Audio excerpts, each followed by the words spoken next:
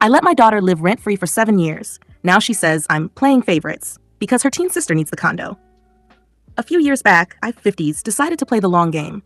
I bought this sweet little studio condo as an investment property, a place that could serve as a launch pad or extra space for the family. At the time, my oldest daughter, now in her mid-20s, was struggling to find her footing. Like any parent who wants to see their kid win, I told her she could move in rent-free. The goal? Get her on her feet, let her save some cash, and give her a head start.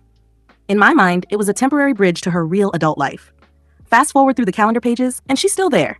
No rent checks, no utility bills, just vibes. She's working, sure, but the finding my own place conversation never actually turned into action.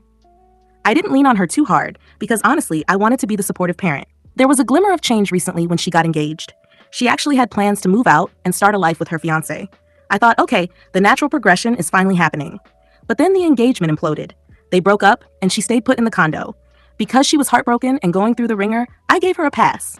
I didn't want to kick her while she was down. Now, the clock has officially run out. My youngest daughter is 18 and starting college this August. The campus is right nearby, and the plan, which we've had for years, was always for this condo to be her dorm to save on the astronomical costs of student housing. I sat my oldest down and broke the news. I need you to start making a plan to move out. Your sister needs the space for school. The result?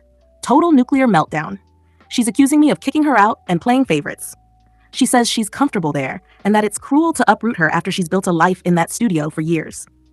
Her argument is that the rental market is a dumpster fire right now and that I'm putting her in an impossible position. I'm not a monster. I don't want her on the street. I offered her a room in my house, completely rent-free, so she could save up while she figures out her next move. Her response? A hard no. She says living with her parents isn't the same as having her own place. Look, I get it. Moving sucks. Losing your independence sucks. But I've given her 7 years of a free ride.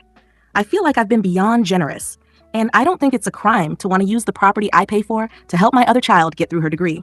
Now the whole family is vibrating with tension, and I'm being cast as the villain in a story I've spent years funding. After seeing some of the initial reactions, I feel like I need to lay out the full picture because there are some vital details missing. This is a tiny studio. It's a one-person deal. There is no roommate option here. She knew the score. When she moved in, it was explicitly framed as a way to get her on her feet. We even told her years ago that this was the college dorm plan for her younger sister.